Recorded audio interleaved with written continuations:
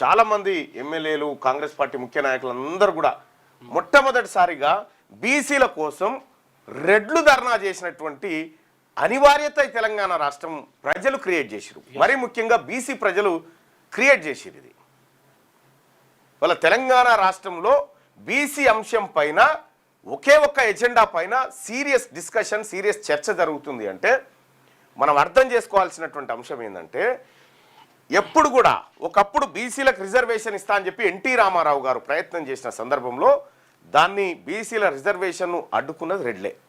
ఆ తర్వాత బీసీలకు రిజర్వేషన్ విషయంలో జానారెడ్డి కుట్ర ద్వారా రమాదేవి అనేట ఆమె పిటిషన్ వేసి బీసీల రిజర్వేషన్ అడ్డుకున్నది. మొట్టమొదటిసారిగా చరిత్రలో ఎన్నడలేని విధంగా బీసీల రిజర్వేషన్ల కోసం రెడ్లు ధర్నా చేయడం మొట్టమొదటిసారిగా చరిత్రలో చూస్తా ఉన్నాం. శుభ పరిణామం. ఇట్లు రెడ్లు వెలమలు అందరూ కూడా ధర్నా చేస్తూ ఉన్నారు. ఇది శుభ పరిణామం. ఇది 42% రిజర్వేషన్ కాదు, మా ఆకాంక్షలకు మీరు అక్కడ ఆట ఆడాల్సి వస్తూ ఉంది. ఎస్, గర్వంగానే చెప్తా ఉన్నాం. ఇది బీసీ ప్రజల విజయం. మిమ్మల్ని ధర్నా చౌక్లో కూర్చోబెట్టడం బీసీ ప్రజల విజయం.